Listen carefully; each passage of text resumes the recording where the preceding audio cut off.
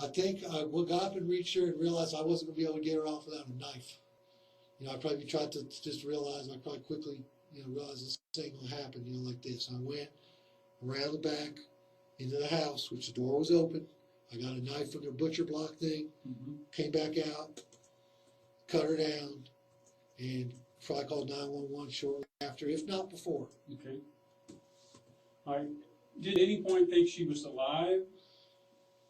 Call me a can-do person or something, but probably not. But I thought, how would I answer if I didn't try something? Okay, so you tried. I'm a responsible person. Okay, tried some CPR. Yeah. Okay, and have you been trained in that with the boat stuff? Years and years ago. Okay. Not enough to amount to anything. Okay, so tried some CPR. Now, and so was there anything else unusual? What kind of shanking was it? Like a bed sheet or what? It's a fucking rope, man. Red rope. Unless my memory is failing me, something that it wasn't just something that you would be laying around somewhere. I wouldn't think. All right. So, could you tell whether it was what material? Kind of like a Kevlar, synthetic. Okay. Like nylon or something. Yeah. Like that. Okay. And so, what? She no shoes or not a stitch on? Not that I recall. And so her hands were hanging down your side then?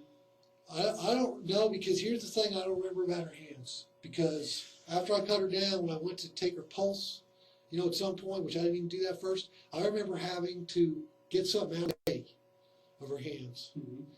And that's why I've been asking these detectives and stuff if she was tied up or what. I mean, I'm kind of all in a blur, yeah. But I remember having to move something, try to get her pulse out of the way. Okay. Very much. And how about her feet? Anything unusual about her feet? I don't remember that, but I fear, I hope to God she wasn't tied up. Okay. But, and again, I asked the detective that, and I don't recall. And then, so now as far as the CPR, you did the chest compressions, and then did you blow in her mouth and nose? Once I got 911 on the line, I went ahead and blew in her mouth. Okay.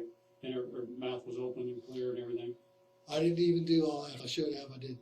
Okay. I didn't do that. I think they said tilt the head back. I didn't do any of that stuff. Okay. I just put my mouth over hers. I said, fuck it. It's my brother's girlfriend. I'll do it. And I did it. All right. And no tape across her mouth or anything like this? No. There was a gag in her mouth, though. A gag in her mouth? Yeah.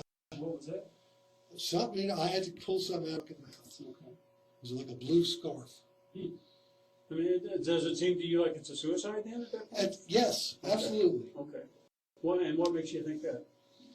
It's just what crossed my mind, Okay. It's just because I thought she was there when Max got hurt, supposedly.